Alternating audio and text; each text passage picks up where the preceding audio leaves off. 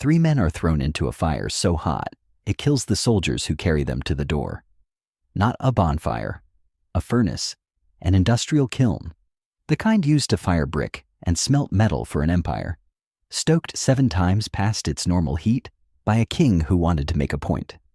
The men who lift the 3 prisoners to the opening don't survive the throw. The flames reach out and take them where they stand, and the 3 condemned men fall in, bound hand and foot. That should be the end of the story. A cruel execution, over in seconds.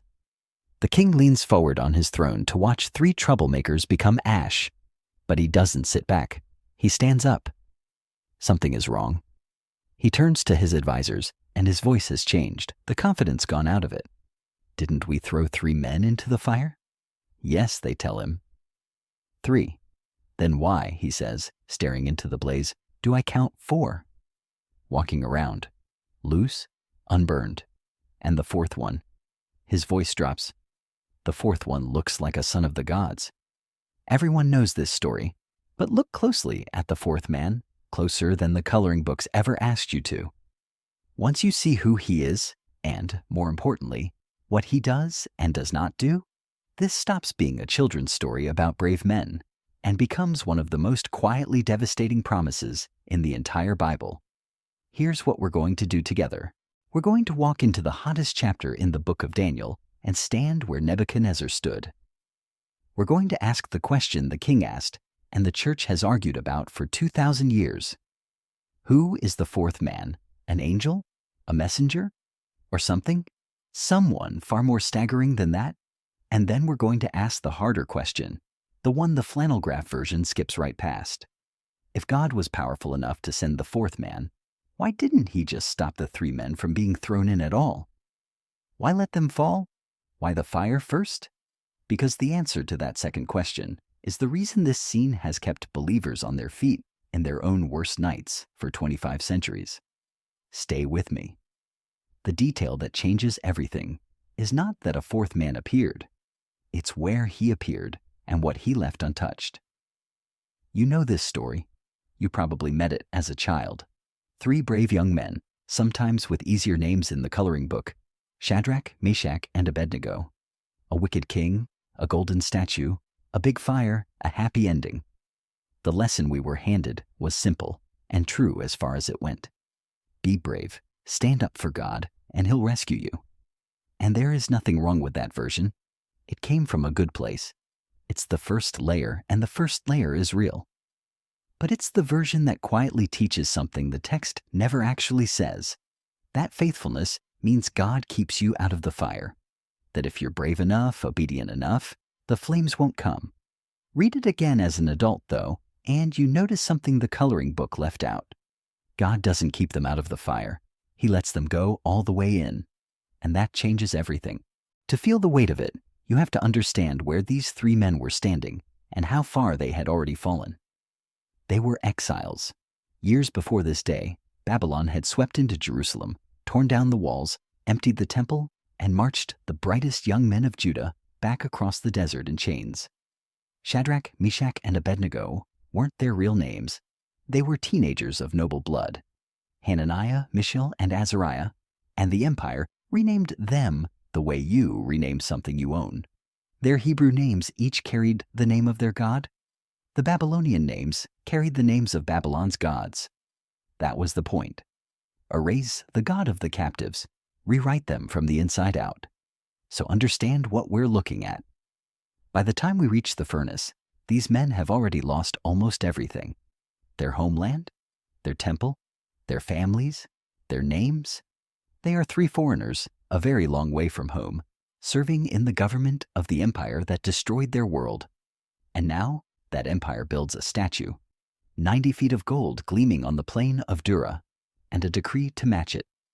When the music plays, the horn, the flute, the harp, every instrument in the empire, every person, every rank, every nation falls down and worships. And anyone who does not is thrown, that same hour, into a blazing furnace. Picture the plain. Thousands of officials in rows stretching to the horizon. The orchestra lifts its instruments. The first note sounds, and like a field of wheat under wind, the entire plane drops to the ground, except 3 men, still standing, small, exposed, impossible to miss. You have to understand what standing cost them.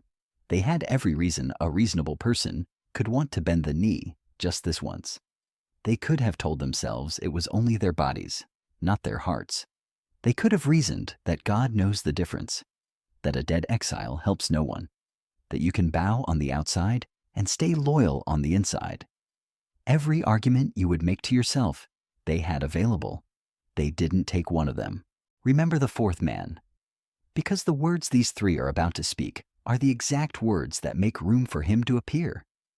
Miss this next sentence, and you miss the whole miracle. So, watch what they refuse. The king gives them a second chance, which tells you he valued them, that this was personal. He repeats the terms. The music will play again. Bow, and all is forgiven.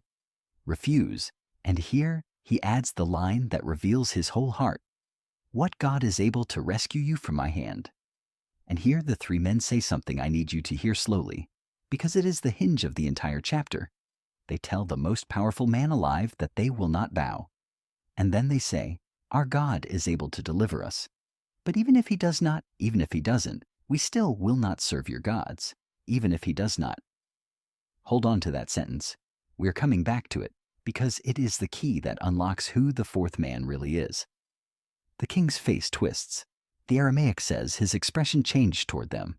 He orders the furnace heated 7 times hotter, an absurd command, because a furnace that kills is a furnace that kills. 7 times hotter is just rage doing math. He has his strongest soldiers bind the 3 men, fully clothed, robes, turbans, everything, and carry them up to the mouth of the fire. The heat kills the soldiers, and the 3 men, bound hand and foot, fall into the flames. Now the king stands up, and he starts counting. Watch what actually breaks him. He didn't have to count to notice the miracle. He could have noticed that they weren't screaming. He could have noticed they weren't burning. But what undoes him is arithmetic. We threw in 3. I count 4. Look, he says, and you can hear the panic.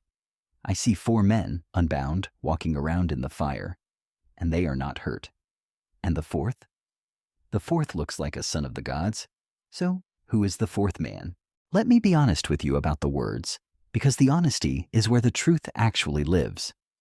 Nebuchadnezzar is a pagan king. The phrase on his lips in Aramaic is Bar Elohim, a son of the gods. He is describing what he sees through the only lens he has, a divine being, one of the heavenly ones, from the world of gods he believes in. The old King James Bible renders it, the Son of God, and you should know that's a Christian interpretive step, not a wooden translation of what a Babylonian idolater meant in that moment. If someone tells you Nebuchadnezzar confessed Christ from his throne, that's more than the text will bear, and we don't need to overstate it. The truth is strong enough without inflating it. Because here's what we can say, and it's built on the text, not on a hunch. 3 witnesses converge on the same answer. First, what the figure does. This is not a man who got lucky. He is walking in killing fire, as though it were a garden at evening. He has unbound 3 men, whose ropes should have been the first thing to burn. He is not rescuing them from a distance. He is in there with them. Now open your Bible backward through the Old Testament, and you meet a recurring figure, the angel of the Lord. He appears in a burning bush that is not consumed. He stands with a drawn sword before Joshua as commander of the Lord's army. He shows up in Israel's worst moments, and again he is spoken of as both sent from God and somehow as God. The 4th man fits that pattern exactly. A divine deliverer who steps into the crisis in a form a human eye can see. Christians across the centuries have recognized in that pattern the pre-incarnate Christ, the Son, appearing before Bethlehem. Second, the receipt that seals it. Generations before this furnace was ever built, God had spoken to these exact people, the exiles of Israel, through the prophet Isaiah. And he had said this: "When you pass through the waters, I will be with you. When you walk through the fire, you will not be burned. The flames will not set you ablaze. When you walk through the fire, not if, not around, through." That promise was already on the page, already spoken over the very nation these three men belonged to. Daniel 3 is not an accident. It is Isaiah 43 with the temperature turned up, the promise stepping off the scroll and standing up inside the furnace. Third, and this is the witness you cannot dismiss, the man who names the fourth figure is the enemy. Nebuchadnezzar has no reason to invent a divine deliverer. He built the statue, he wrote the decree, he lit the fire. A hostile witness, staring into the blaze he ordered, is the one who says there is someone in there who should not be. When the prosecution testifies for the defense, you listen. You can decide for yourself exactly how far to press the identification. But the shape of it is unmistakable. In the hottest place in the story, at the moment of total helplessness, God did not watch from heaven. God got in the fire. And now the question from the beginning comes back, and it lands with all its weight.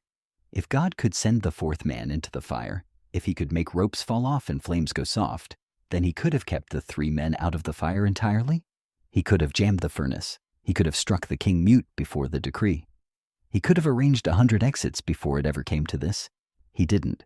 He let them be seized. He let them be bound. He let them be carried up the ramp and thrown through the door. He let them feel the moment of falling.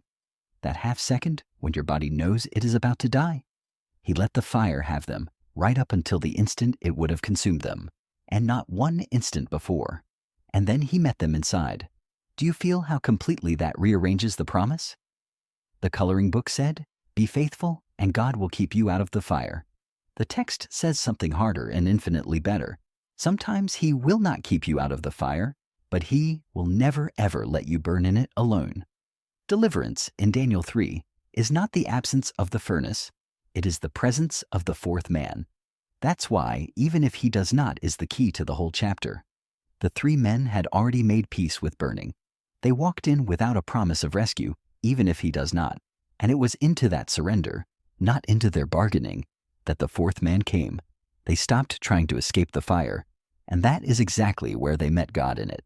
Before we go further, because there is one more detail in this fire that I think will stay with you longer than anything I've said so far, let me pause for just a moment. If this is the kind of study you want more of, the kind that takes a story you thought you knew and shows you what was underneath it the whole time, then subscribe and stay with this channel. That's all. Now back to the furnace, because we haven't yet looked at the one thing the fire actually burned. The king calls them out. Servants of the Most High God, come out.